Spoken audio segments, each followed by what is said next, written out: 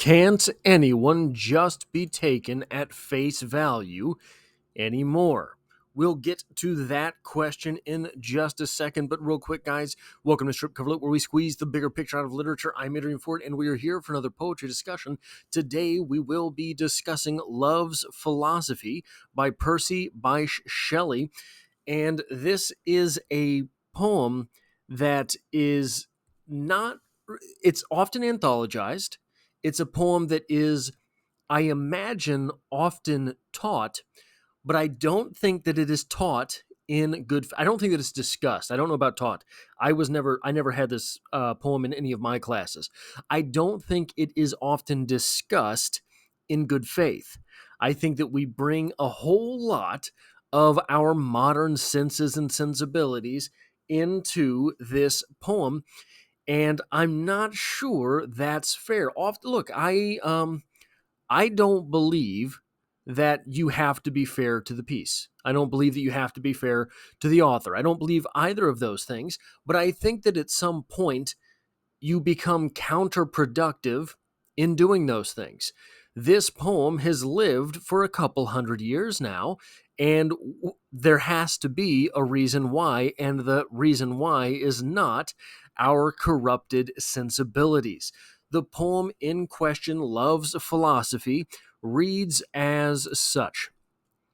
The fountains mingle with the river, and the rivers with the ocean. The winds of heaven mix forever with a sweet emotion.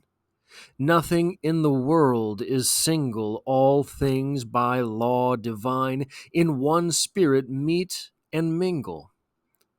Why not I with thine? See, the mountains kiss the high heaven, and the waves clasp one another. No sister flower would be forgiven if it disdained its brother. And the sunlight clasps the earth, and the moonbeams kiss the sea. What is all this sweet work worth, if thou kiss not me? So there's three talking points here for this poem. I believe our modern cynicisms get into the way oftentimes when this poem is discussed. Oftentimes this poem is discussed as a contentious coercion. It is someone trying to convince someone to have relations with them. I think that if we are allowing ourselves to fall into the sort of waves of romanticism itself, the waves of possibly the poetry, the spirit of poetry itself, if we are allowing poetry to be poetry, to speak to us on some other level than simply assuming that all this poem is an attempt to get sex from someone, is at its base level simple. It's simple. It's saying, well, today I think that if someone were to talk to someone else in this way, it would be for sex. That is simple-minded. That is lowbrow. That is, I don't think there is any real reason to bring that in. And oftentimes when this poem is discussed, it's just sort of of course. That's what we're dealing with here is it's toxic masculinity, someone trying to coerce someone into the physical touch. It's kiss, first of all, it's not sex. Also, there are some weird things brought up if you were talking about hubba hubba instead of making love, forms of sex. You want to talk about meet and mingle, which, okay, I understand. Yeah, you're probably going to get more sexual connotations there than just kissing. I get it. And this is the line that will directly make us think of John Donne in a moment. But why, if you were really trying to convince someone to do the hubba hubba with you instead of lovemaking, which there's a difference, why would you bring up brothers and sisters?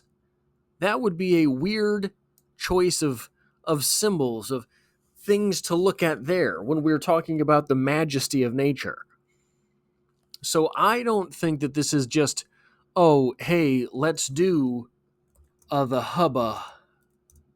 I can't type. Hubba. I think that if this is a longing for, a coercion towards some type of physical contact other than a kiss, it would be something more akin to making love. It would not be akin to hardcore hubba hubba. Now, this poem almost always in discussion brings up The Spectre of the Flea by John Donne. The Flea by John Donne reads as such: Mark but this flea, and mark in this how little that which thou deniest me is. It sucked me first, and now sucks thee, and in this flea our two bloods mingled be. Thou knowest that this cannot be said a sin, nor shame, nor loss of maidenhead. Yet this enjoys before it woo, and pampered swells with one blood made of two, and this, alas, is more than we would do. Oh, stay 3 lives in one flea spare, where we almost, nay more than married are. This flea is you and I, and this our marriage bed be, and marriage temple is. Though parents judge, and you, we are met, and cloistered in these living walls of jet. Though use make you apt to kill me, let not that self-murder added be, and sacrilege 3 sins in killing 3.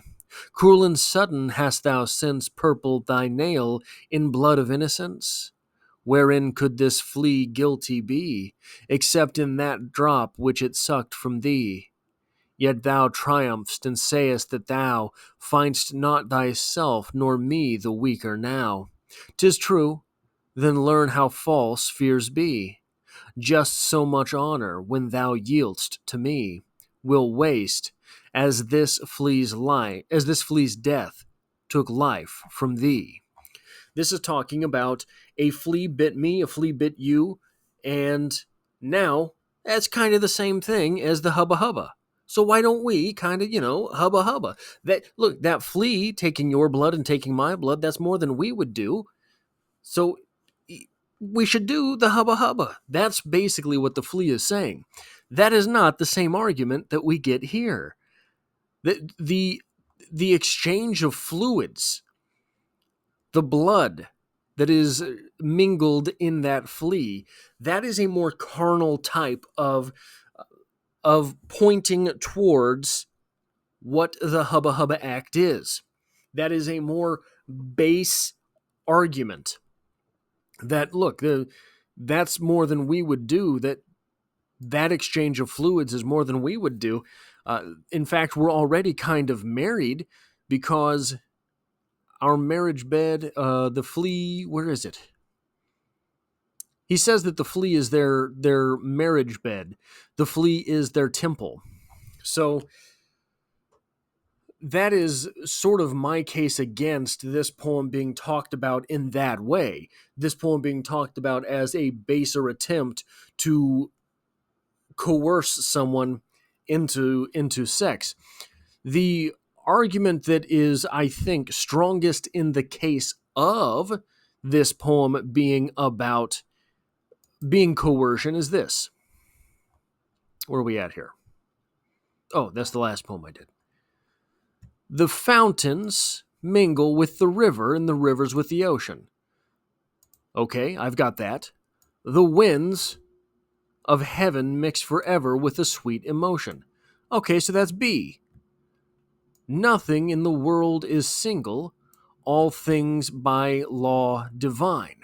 Okay, so you've paired these things, the waters and the winds, and then you notice how none of them are singular. In one spirit meet and mingle, why not I with thine? So what you have done here is you've built an argument. This is point A. This is point B. This is the conclusion. And this is the follow-up. If A plus B equals C, then we've got ourselves an equation. And that's sort of really an argument for the mingling mentioned. Anyway, that is all I have for this poetry discussion. Love's Philosophy by Percy Shelley. If you like or appreciate what it is that I do on the channel, hitting the like button really does help me out, as it tells YouTube to share this video with other literature lovers. If you find yourself here by chance but not design, literature is the only thing I talk about on this channel. Dropping a poetry video every Monday, but there's also short stories and novel read-alongs on the channel.